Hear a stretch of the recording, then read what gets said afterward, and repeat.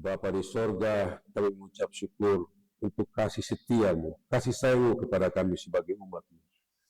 Tuhan, kami hendak membaca bagian kitab Kidung Agung yang memang sebagai manusia kami merasakan bagian yang tersulit dari seluruh Alkitab, sebab memberikan gambaran secara puitis dari puisi-puisi Ibrani yang digambarkan oleh Raja Salomo. Tapi kami percaya bahwa apa yang hendak kami baca dari pasal 7 ayat 6 sampai dengan 8 ayat yang keempat, kami tahu adalah tentang hubungan cinta kasih yang murni antara Engkau ya Allah Israel dengan umat-Mu, tapi juga sebagai kami orang-orang Kristen antara Kristus dan jemaat. Karena itu berikanlah kami pengertian yang baik, supaya kami dapat mengerti dan melihat bagian kitab ini sebagai bagian yang penting dalam seluruh kehidupan kami sebagai manusia. Bapa di surga, pakailah hamba-Mu untuk menyampaikan berita ini, supaya menjadi berita yang mengagungkan, tapi juga yang membangkitkan rasa sayang di antara kehidupan kami sebagai manusia, antara suami istri dalam setiap keluarga, tapi juga anak-anak. Karena itu berbicaralah kepada kami melalui Roh-Mu yang kudus, agar kami diberi kemampuan untuk mengerti dengan baik akan firman ini. Terima kasih Bapa di surga, kiranya Roh Kudus memampukan kami, pakailah kami dan seluruh ruangan ini, Tuhan biar kuasai dan biar Roh Kudus memampukan kami untuk mengerti akan firman ini. Di dalam nama Yesus Kristus, firman yang hidup itu, kami berdoa. Amin. Bapak Ibu Saudara-saudara, kita akan membaca secara berbalas-balasan dari Kidung Agung pasal 7 ayat 6 sampai 8 ayatnya yang keempat.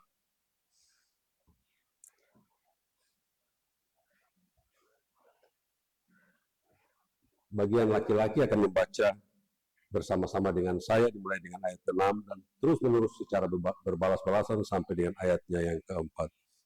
Kita akan memulai setelah saya membacakan perikop daripada bagian ini. Demikianlah firman Tuhan, Kidung Agung pasal 7 ayat 6 sampai dengan 8 ayatnya yang keempat. Demikianlah firman Tuhan. Kenikmatan cinta, mulai betapa cantik, betapa jelita engkau, hai tercinta di antara segala yang disenangi.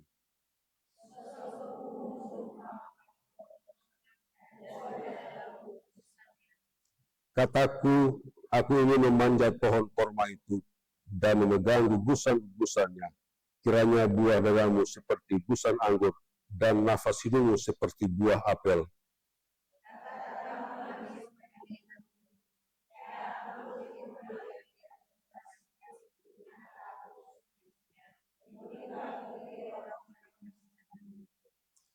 Kepunyaan kekasihku aku, kepadaku gairahnya tertuju.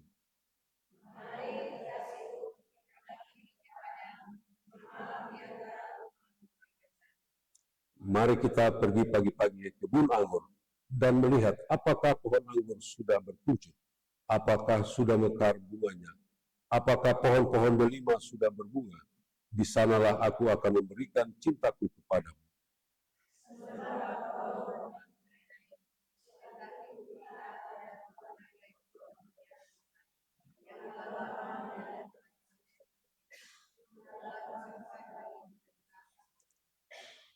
Oh, seandainya engkau saudaraku laki-laki yang menyusu pada dada ibu, akan kucium engkau bila kujumpai di luar, karena tak ada orang yang akan menghina aku.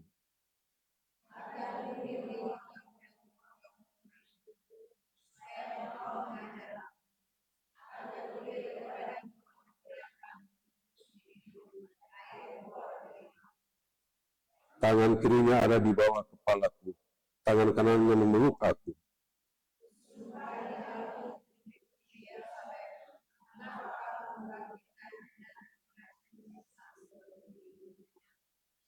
Demikianlah jauh bagian pembacaan Alkitab.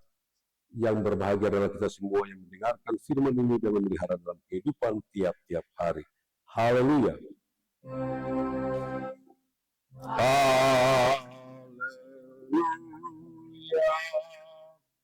Haleluya. Haleluya.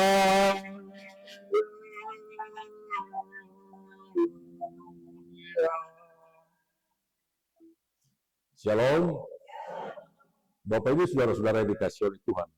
Bagian pembacaan Alkitab ini, terutama dalam kitab Kidung Agung ini adalah satu kitab yang sangat sulit dimengerti kalau tidak dijelaskan dengan baik. Bagian ini di sepanjang entah tahun lalu, tapi juga tahun ini sudah diulang-ulang terus oleh Departemen Pengajaran melalui rancangan khotbah ini. Apa maksudnya gereja lewat GKI dia jemaat-jemaat mengkhotbahkan ini terus secara berturut-turut. Padahal kalau kita lihat dari kitab Kejadian sampai dengan Wahyu, ada banyak pokok-pokok bacaan, tetapi pada akhir-akhir ini, bacaan ini kemudian diangkat kembali.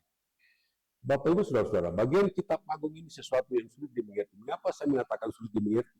Karena kalau kita baca dari pasal 1 sampai dengan pasal ke-8, adalah bagian yang akan kita baca terus ulang-ulang, maka kita akan mengerti. Karena dalam bagian ini ada 3 tokoh utama yang dibicarakan di sana. Yang pertama ada gadis surat hitam manis, pasal 1 ke 6, tapi juga ada sang gembala dan ada Raja Salomo sendiri. Jadi secara garis besar itu seperti begini. Raja Salomo itu dia memiliki sekitar 700 istri dan 300 gundik, tapi juga darah-darah yang gadis-gadis yang begitu banyak. Tetapi dia masih menginginkan seorang gadis hitam manis. Tapi gadis ini dia adalah seorang pekerja, karena dia mencintai orang tuanya, maka dia bekerja di kebun anggur sehingga kulitnya menjadi hitam. Tetapi begitulah kalau kita baca di pasal 1, dikatakan begini, jangan kamu perhatikan bahwa aku hitam, karena terik matahari membakar aku. Putra-putra ibuku marah kepadaku. Aku dijadikan mereka penjaga kebun-kebun anggur. Kebun anggurku sendiri tak kujaga. Dia seorang anak yang penurut, seorang gadis. Dia menjadi hitam karena terik matahari. Tetapi kecantikannya itu jauh melebihi istri-istri dari para Raja Salomo, selir-selirnya, dan semua para gundik yang ada hidup bersama-sama dengan Salomo di istana raja. Kemudian, tapi gadis hitam manis ini, dia memiliki kekasih, yaitu sang gembala. Lalu ketika suatu saat, Raja Salomo menawannya, dan dia dibawa ke istana. Dia dibujuk dengan segala macam kekayaan harta. Putri-putri Yerusalem bilang, sudah, kas tinggal dia sudah. Raja Salomo punya harta begitu banyak. Dia bilang, tidak. Kekasihku ada di sana.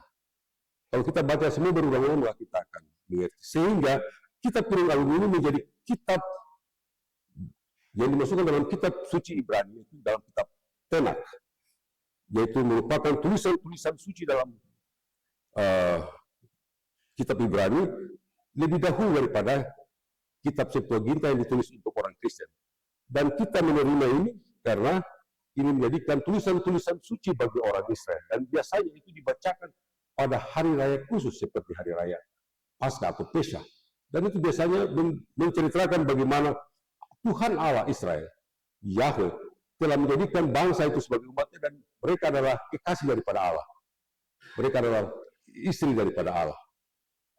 Sebagai bagian daripada bagaimana menjaga hubungan cinta kasih antara pilihan Allah kepada bangsa itu, dan mereka harus mendengar apa yang dikatakan oleh Tuhan Allah.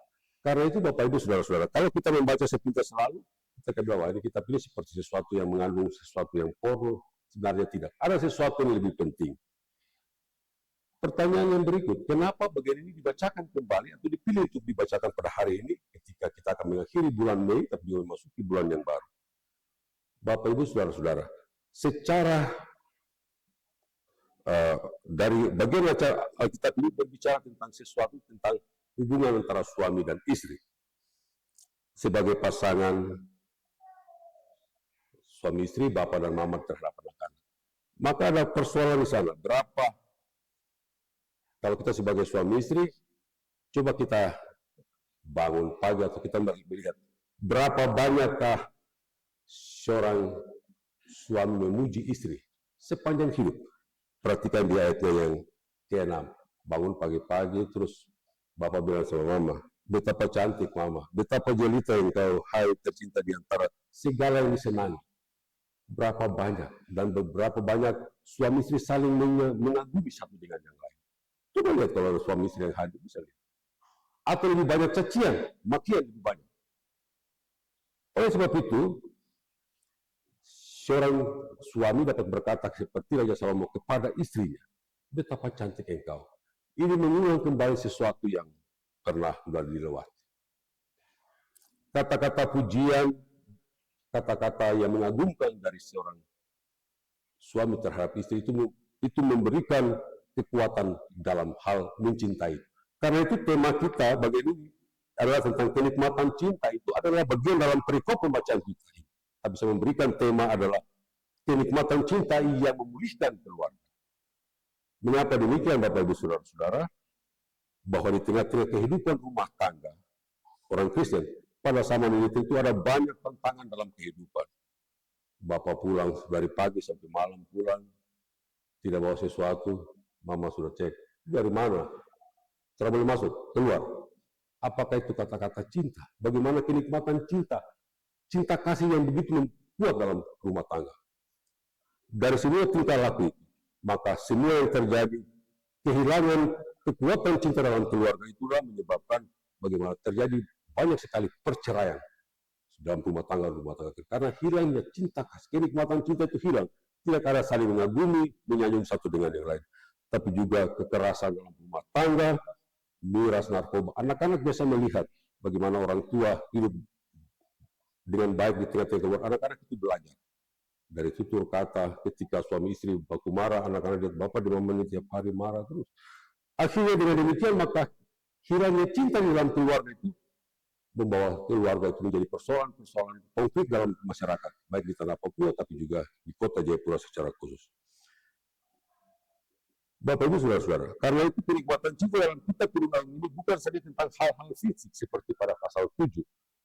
Kalau kita baca dari ayat 1 sampai dengan ayat 13, itu ada 10 bagian tubuh mempelai wanita yang dikagumi oleh seorang suami. Mulai dari ujung rambut sampai ujung kaki.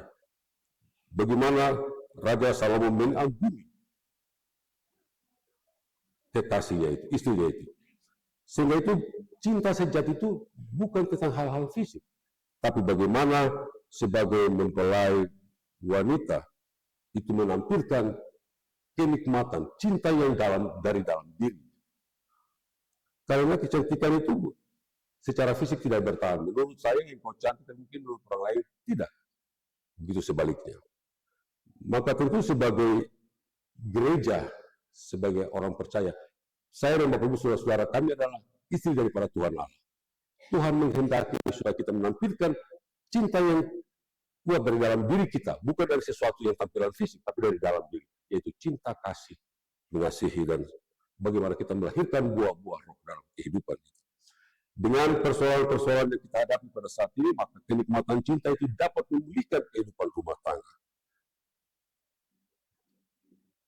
Sama seperti gambaran dalam Efesus pasal 5 ayat 32, Rasul Paulus mengatakan, rahasia ini besar. Aku maksudkan adalah hubungan antara Kristus dan jemaat. Suami istri adalah sama seperti hubungan Kristus dan jemaat. Bapak Ibu Saudara-saudara, dari semua persoalan yang kita dalam kehidupan rumah tangga, juga banyak hal yang terjadi di luar kehidupan keluarga yang menyebabkan perceraian dari dalam keluarga, tapi juga ada banyak masalah-masalah HIV yang merajalela di kota, tapi juga di provinsi, narkoba, KDRT, dan banyak hal menyebabkan banyak keluarga menjadi rusak karena kenikmatan cinta dalam keluarga itu menjadi hilang karena tidak lagi saling mengagumi dan menyanjung satu dengan yang lain. Karena bagian ini tidak hanya berbicara tentang kenikmatan cinta, tapi juga tentang kuasa cinta yang menyembuhkan luka, memperbaiki hubungan antara suami istri, memperbaiki hubungan antara anak-anak dengan orang tua dan sebaliknya, tapi juga memperbaiki hubungan antara keluarga-keluarga, tetangga bertetangga, dan mengembalikan keluarga kepada rancangan Tuhan sejak awal. Maka Kidung Agung ini memberi pelajaran tentang bagaimana arti cinta bukan hanya sesuatu yang tabu. Tidak boleh orang tua dengan anak-anak harus mempercakapkan hal ini, dibicarakan, didiskusikan di dalam kehidupan rumah tangga, terutama keluarga-keluarga Kristen. Karena ini bukan sesuatu yang tidak boleh dibicarakan, tapi harus dibicarakan. Sehingga dengan demikian maka anak-anak akan belajar dari cara kita sebagai orang tua membicarakan tentang arti cinta itu. Pasangan hidup menjadi suami istri yang memberi contoh dan teladan dalam kehidupan keluarganya kepada anak-anak. Karena berbicara tentang kenikmatan cinta yang sejati bukan ditemukan dalam hubungan yang sempurna, tapi dalam hubungan yang saling menghargai satu dengan yang lain. Kalau bapak dengan mama di rumah hari-hari bertengkar, nanti anak-anak lihat mereka bisa keluar dan mereka mencari jati diri mereka di luar sana dan mereka terlibat dengan hal-hal yang tidak disukai. Tetapi juga kenikmatan cinta itu bagaimana kebersamaan di dalam cinta yang tulus antara laki-laki dan perempuan. Dan juga memelihara kehidupan yang kudus di antara pasangan suami istri. Dan setia untuk berkomitmen untuk hidup bersama. Sejak awal bersama-sama sebagai rumah tangga yang diberkati oleh Tuhan, komitmen itu harus terus terbangun sampai dengan akhir. Supaya dengan demikian cinta kasih daripada orang tua itu dapat dilihat oleh anak-anak. Dari tindakan tapi juga pengajaran dan nasihat. Karena Bapak Ibu saudara-saudara, di tengah meningkatnya kasus perceraian, HIV/AIDS, miras, narkoba di Papua dan kota Jayapura secara khusus, maka gereja dipanggil untuk menjadi terang dan menghadirkan teladan bagi keluarga-keluarga Kristen yang sehat. Pernikahan yang kuat dan kasih yang bertanggung jawab satu dengan yang lain. Bagaimana anak-anak menghormati orang tua, bapak dan mama saling mengagumi dan saling menghormati satu dengan yang lain. Karena kenikmatan cinta yang sejati bukan hanya terletak pada rasa bahagia, tapi pada kesediaan untuk menghargai satu dengan yang lain. Saling merindukan. Ketika jauh, saling menelpon memberi kabar. Tapi juga menjaga dan tetap setia satu dengan yang lain. Karena cinta yang berasal dari Tuhan tidak hanya indah untuk dinikmati, tapi juga untuk dipertahankan. Karena ketika cinta dalam keluarga dijaga dalam kekudusan dan kesetiaan, bukan hanya dua hati, suami istri yang diselamatkan, tapi juga keluarga, yaitu anak-anak, generasi berikut itu akan diselamatkan, seperti yang dihadapi pada hari ini. Apakah ini yang menjadi pergumulan dalam gereja? Oh, melihat bagaimana begitu banyak perceraian keluarga-keluarga Kristen, begitu banyak angka pengidap HIV/AIDS, anak-anak remaja dan begitu. Dan itu terjadi oleh karena keluarga yang kurang merasakan nikmatnya cinta antara suami istri. Karena itu seperti dikatakan dalam ayatnya yang ke-6, taruhlah aku pasal 8 ayat 6, taruhlah aku seperti meterai pada hatimu, seperti meterai pada lenganmu, karena cinta kuat seperti maut. Kegairahan gigi seperti dunia orang mati. Nyalanya adalah nyala api, seperti nyala api Tuhan. Artinya kekuatan cinta itu sama seperti maut. Sesuatu yang pasti. Kekuatan cinta antara suami istri adalah sesuatu yang pasti. Tidak boleh ada yang mengganggu. Sehingga hubungan baik antara suami istri saling mengagumi dan saling menyanjung satu dengan yang lain. Itu akan membawa dan menyelamatkan generasi berikutnya. Memang bagian ini kalau dihotbahkan, ini anak-anak remaja yang sudah punya pacar pasti dengar ini apa, Pak Pendeta bicara apa. Tapi ini adalah berbicara tentang hubungan cinta kasih antara Kristus dan jemaat. Karena itu pada ayat 10 dikatakan, dalam pasal 7 ayat yang ke-10 dikatakan, kepunyaan kekasihku aku, kepunyaanku gairahnya tertuju. Kristus adalah milik kita dan Kristus adalah milik Allah. Dan karena itu kita adalah kepunyaan sebagai anak-anak Allah. Bapak Ibu saudara-saudara, pesan firman Tuhan ini bagi kita apa yang harus dilakukan oleh gereja. Kalau memang gereja merasa penting untuk firman ini dihotbahkan di seluruh jemaat-jemaat GKI di tanah. Apa persoalan besar yang terjadi? Yang pertama adalah bahwa cinta dan kasih dalam kehidupan rumah tangga harus diajarkan lewat bagaimana caranya, bagaimana bapak dan mama menunjukkan teladan cinta kasih suami istri yang agung, yang diajarkan untuk saling mengasihi. Seperti ayat yang ke-6, betapa cantik, betapa jelita engkau hai tercinta di antara segala yang disenangi. Ini kalau anak-anak muda di pada waktu muda untuk memiliki seorang wanita, dia harus mengatakan, memuji juga dari tutur kata, tapi juga pengajaran. Bapak dan mama menunjukkan teladan cinta yang sejati antara suami istri yang dikatakan oleh Kidung Agung, agar anak-anak meneladani, melihat contoh dari apa yang bapak dengan mama. Kalau tiap hari bapak dengan mama berkelahi, nanti anak-anak bilang, Itu ada di rumah ini bagaimana panas sekali. Bagaimana itu hilangnya cinta kasih. Kenikmatan itu sudah hilang lagi dalam kenikmatan cinta itu sudah hilang dalam keluarga. Tapi biarlah kita mempertahankan kenikmatan cinta itu supaya dapat memulihkan keluarga itu sendiri dan menyelamatkan generasi berikut kita.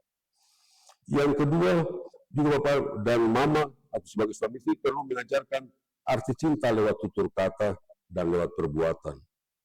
Dan itu akan diingat dan menjadi contoh bagi anak-anak. Setelah Bapak dan Mama mungkin sudah tidak ada, lalu mereka bilang, "Sio, dosa Bapak dan Mamaku sayang." Kadang-kadang mereka mengatakan seperti itu. Mereka ingat kembali karena bukan saja mereka mendengar, mereka akan lupa, tetapi lewat perbuatan. Itu sikap tindakan yang diajarkan secara tidak langsung kepada anak-anak dan mereka tahu. Dengan demikian menjadi tanggung jawab bagi kita sebagai keluarga Kristen, sebagai orang tua, maka tutur kata, tindakan antara suami istri itu begitu penting untuk menumbuhkan cinta kasih yang dapat memulihkan keluarga supaya menyelamatkan generasi anak-anak kita yang kemudian dari kita akan diselamatkan oleh karena kenikmatan cinta itu. Bagaimana kita dapat terus bercerita tentang cinta itu kepada anak-anak. Bagaimana orang tua saling mencintai sejak awal sampai dengan akhir. Mengajarkan cinta yang saling merindukan di ayat yang ke-10 tadi. Kepunyaan kekasihku aku kepunyaanku gairahnya tertuju. Artinya ketika sudah berjauhan satu dengan yang lain, saling memberikan informasi. Ada rasa rindu di antara suami terhadap istri, istri terhadap suami ketika sudah jauh. Jangan terus lupa toh, Bapak dan Mama harus sebagai suami istri harus menunjukkan rasa merindukan juga kepada anak-anak. Anak-anak juga memiliki rasa rindu kepada orang tua, supaya hal-hal yang dapat membawa keluarga itu ke dalam keterpisahan itu tetap akan diobati oleh karena kekuatan cinta yang dinampakkan oleh orang tua.